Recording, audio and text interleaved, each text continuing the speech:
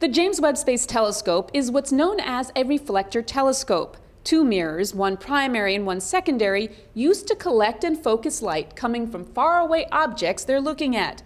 The primary mirror on James Webb is so huge it needs to be assembled from 18 separate mirrors.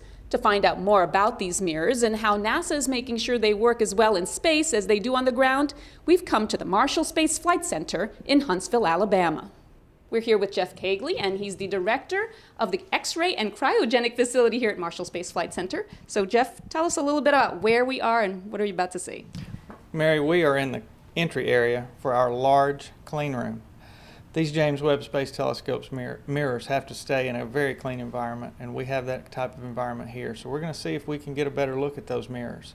And to do that, we're going to have to get dressed up a little bit so that only our eyes are showing.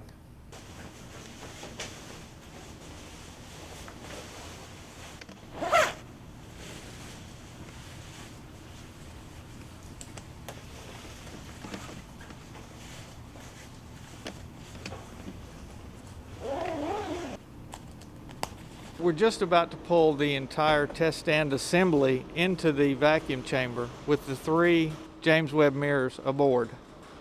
I noticed there's just 3 mirrors. Why is that? I think James Webb has 18, right?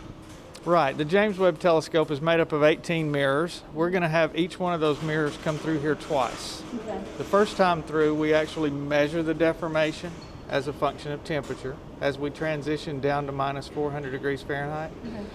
The second time through, we verify that the mirrors actually perform correctly at that temperature. And you said it's about to go into the chamber. Can we go inside the chamber just to see what it's like and maybe tell us a little bit about the chamber? Yeah, we'll try to run in there and see if we can beat this transition inside. The mirrors behind us will be pulled in and will actually reside just up in front of us here inside the chamber where they can be cooled to minus 400 degrees. Why a vacuum chamber? Well, we have to simulate not only the thermal environment, but also the vacuum environment of space. You pull these in, and what kind of things are you looking for in the mirrors? Well, the Ball Aerospace team is actually responsible for the testing, and they will actually be looking at these mirrors as they transition to a cryogenic temperature through a window up in the front of our vacuum chamber. And they'll be looking at these mirrors with an instrument called an interferometer. And that's going to give them a very detailed surface map of what that mirror looks like and how it deforms as a function of temperature. And my last question is, why is it so important to be so precise with these mirrors? Well, the primary mirror for a telescope is the part of the telescope that really matters. It's gathering all the light that ultimately gets focused on the instrument. And the larger and the better the mirrors are, the better the telescope is.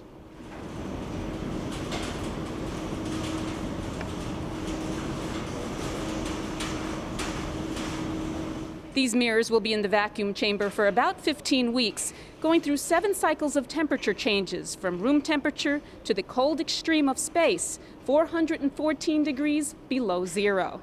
Thanks again for joining us behind the web.